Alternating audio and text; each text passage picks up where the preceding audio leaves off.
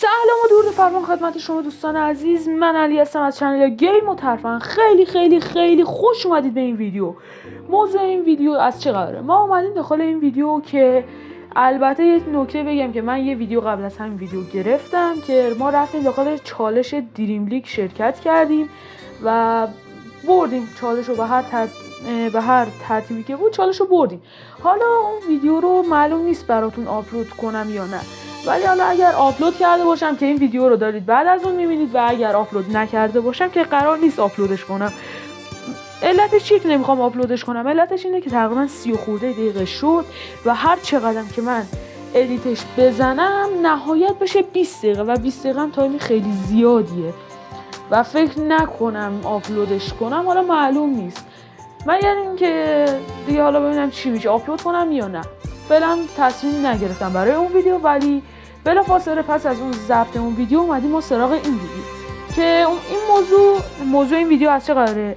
ما اومدیم اینجا جایزه چالش رو که شرکت کردیم، یه جایزه بهمون داد، یکی از این بازیکن طلایی‌ها که میتونیم به صورت رایگان بزنیم و بازیکن طلایی بهمون جایزه بدیم.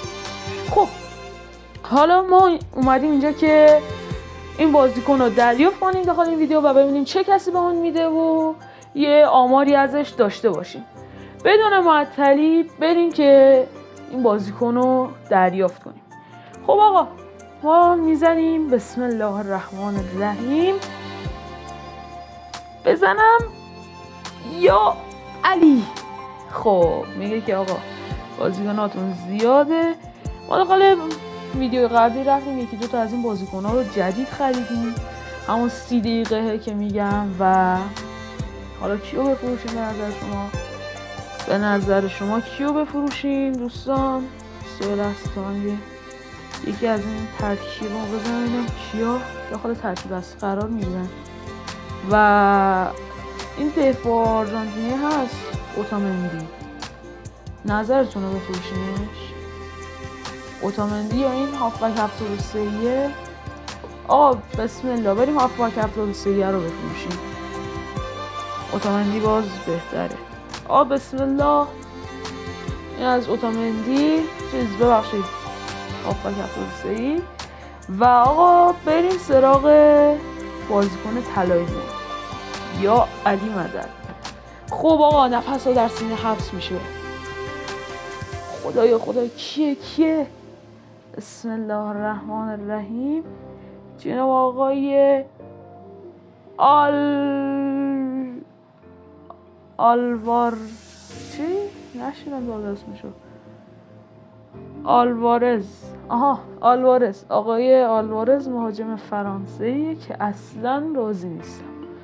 بابا ما داریم زحمت میکشیم اینجا، ویدیو میگیریم، خرج میکنیم، هزینه میکنیم، این چه بازی کنیم به ما میگی یا حسین؟ زدم کلا داغون کردم اینجا، یه لحظه عصبانی شدم از اصلا در رفتم کلا میکروفون رو پرت کردم اون طرف. خب آقا داخل ترتیب اصلی هم همونجوری که میبینید قرار نمیگیره طبق چیزی که خود دریم لیگ نظم میده و اصلا راضی نیستم از آقای آلوارز. و آمارش هم میبینید که آمار نسبتاً بدی داره نسبت به سرعتش که 78 که خیلی بده. آقای سوارز که بحثش فرمانه ولی بده آقا، بده برای مهاجم بده. سرعت آقای لیاو 91 وینیسیوس 93. آقای مهاجم باید سرعت بالایی داشته باشه و 78 خیلی بده. شتابش هم میتونم بگم که بده ولی از سرعتش باز بهتره. استامیناش 74 که بده، کلا آمار خیلی خوبی نداره. میدونیم نکته قابل توجهی که داشته باشه شوتشه که آقا مثلا با تقریبا وینیسیوس و لیاو که برابره ولی یه مقدار از وینیسیوس پایین‌تره که شوتش قابل قبوله، کنترلش قابل قبوله، پاسش قابل قبوله برای مهاجم پاس قابل قبول 80 و تکل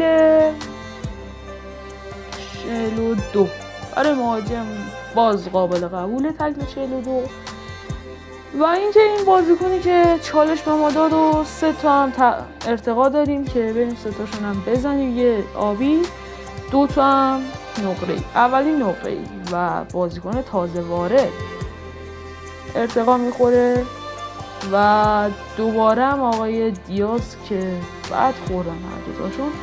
آقا بریم برای ارتقای آبیمون که عالی به شدت راضیم. آقای رافائل لیائو که عالی، سرعت شتاب رفت بالا، به شدت راضیم. آقای اشرف حکیمی هم که آقا سرعتش خوبه، اوکی آقا، هر دوتاشون اوکی بودن. ممنونم از این ارتقا. و آقا این بود از این ویدیو، امیدوارم که خوشتون اومده باشه، شاد، پر انرژی و سر حال بمونید. و اگر هر نوع ویدیویی دوست دارید بگید تا براتون بذارم. آقا آموزش اینترنت دوست داری، شارژ، و البته که میذارم اینا رو. حالا شما اگر نگیدم من اینا رو میذارم، ولی بیشتر در چه دسته فعالیت کنم، گیم باشه، چه گیمی باشه، مثلا شارژ اینترنت باشه. آقا لطفا داخل کامنت ها بهم بگید. ممنون میشم که سابسکرایب کنید، لایک رو بزنید، کامنت هم بذارید، اون زنگوله بغل سابسکرایب که وقتی سابسکرایب می‌کنید زنگوله بغلش هم فعال کنید که هر موقع ویدیو گذاشتم یوتیوب به شما خبر بده و بیاید ویدیو رو ببینید. امیدوارم که حالتون عالی باشه. تا ویدیو بعد شاد، انرژی و سرحال بمونید. خدا نگهدار.